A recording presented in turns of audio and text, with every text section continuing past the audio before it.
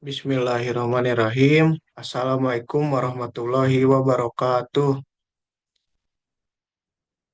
Di sini Waalaikumsalam kami warahmatullahi akan mempresentasikan mikroba uji pengujian gentamin sulfat. Berikut anggota kelompok kami, ada saya sendiri Muhammad Reina Maulana, Dineta Kristalena, Rizky Nugraha, Muhammad Raihan Hildam Nurhuda, Siti Syahidah Lutfi, Khairiyah Nurkansa, Mutia Putri Widiantari, Muhammad Azhar Firdaus, Salwa Alia Febrianti, dan Galih Pratama. Selanjutnya, pendahuluan akan disampaikan oleh teman kami. Baik, terima kasih kepada moderator. Jadi, gentamin sulfat itu adalah antibiotik golongan aminoglikosida yang digunakan untuk mengobati berbagai infeksi bakteri, terutama pada bakteri gram negatif dan gram positif. Obat ini bekerja dengan menghambat sintesis protein bakteri sehingga menghalangi tumbuhnya bakteri dan reproduksinya.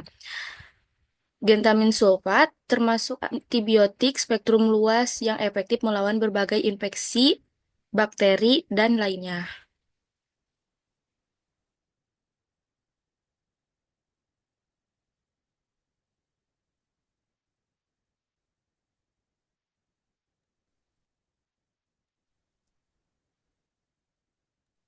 Baik, selanjutnya ada mikroba uji atau ATCC. Yang pertama ada Staphylococcus aureus ATCC 56538 dari gram positif. Yang kedua ada ada Escherichia coli ATCC 25922 dari gram negatif. Dan yang ketiga juga bisa digunakan untuk uji aktivitas antibakteri gentasimin sulfat.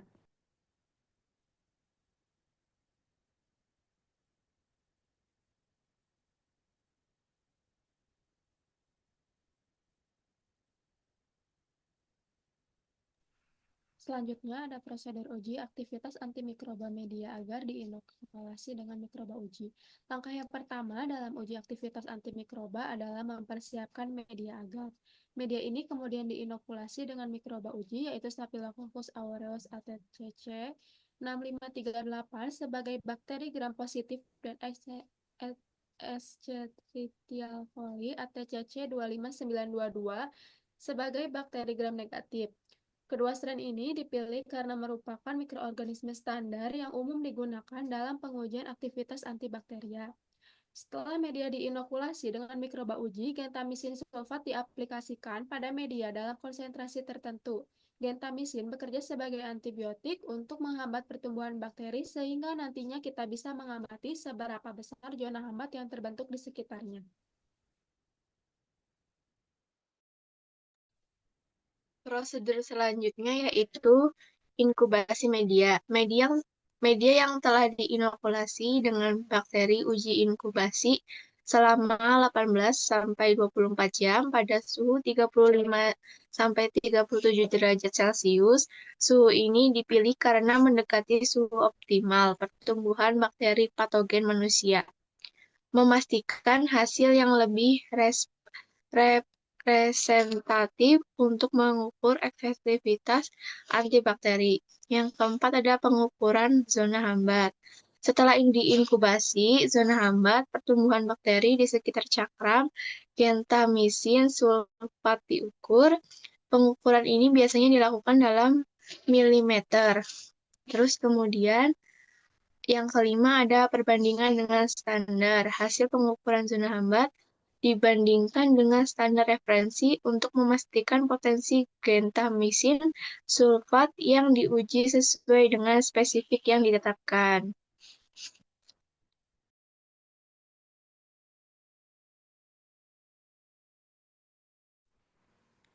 Selanjutnya, pada bagian ini kita menggunakan dua jenis sistem pelarut, yaitu larutan Daspar Porpat dengan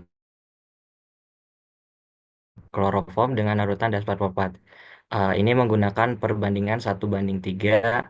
Larutan datar ini berfungsi menjaga kestabilan pH saat reaksi berlangsung karena gentamicin cukup sensitif terhadap perubahan pH. Untuk analis kadarnya digunakan metode spektrofotometri UV-Vis, di mana kita memakai reagen nihidrin. Reagen ini bereaksi dengan gugus amina primer dari gentamisin membentuk kompleks berwarna ungu kebiruan yang bisa diukur absorbansinya. Untuk pengukurannya sendiri dilakukan pada panjang gelombang 559 nanometer. Nah, supaya kita bisa menghitung kadarnya secara akurat, kita buat dulu kurva kalibrasinya. Kurkapa ini dibuat dengan urutan standar gentamitin sulfat dengan beberapa konsentrasi. Jadi kita bisa tahu hubungan antara konsentrasi dan nilai absorbansinya sebagai acuan saat analisis sampel nanti.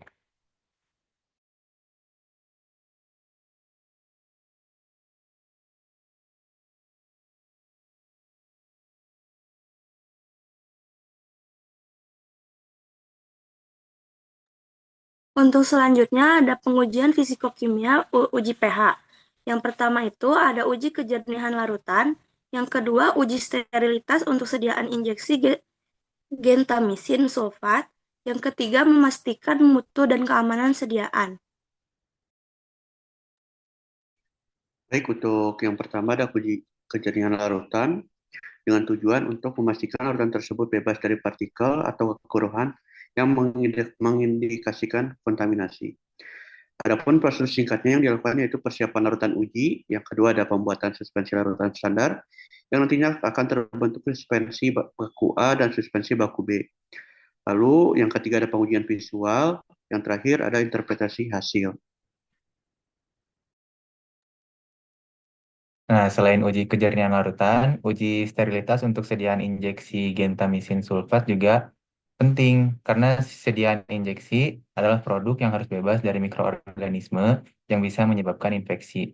Sterilitas diuji dengan metode tertentu sesuai farmakope dan hanya sediaan yang lolos uji ini yang dapat digunakan secara aman kepada pasien. Ketiga, kedua uji ini, uji kejernihan larutan dan uji sterilitas, membuat poin ketiga yaitu memastikan mutu dan keamanan sediaan.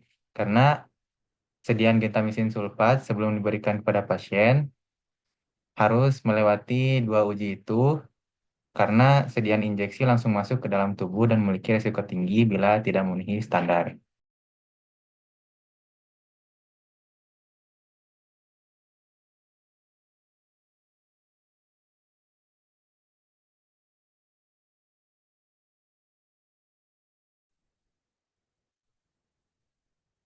Jadi dapat disimpulkan bahwa pengujian gentamisin sulfat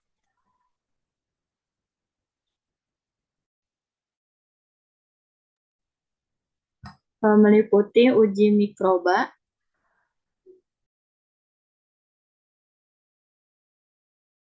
kimia, dan fisikokimia untuk memastikan kualitas produk. Standar mikroba, uji serta metode pengujian telah diatur dalam Farmakope Indonesia edisi 6 sebagai acuan resmi. Prosedur pengujian ini bertujuan untuk menjamin mutu, keamanan, dan efektivitas gentamisin sulfat sebelum diedarkan ke masyarakat.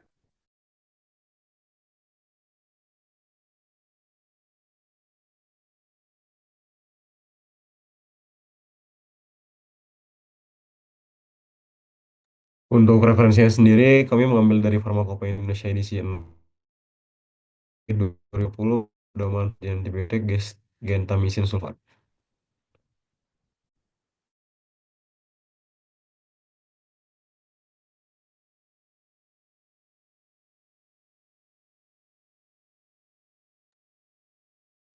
Mungkin cukup presentasi dari kelompok kami. Maaf bila ada salah kata dan berbagai kendala itu di luar kemampuan kami dan kurang lebihnya juga mohon dimaafkan. Kami tutup. Wassalamualaikum warahmatullahi wabarakatuh.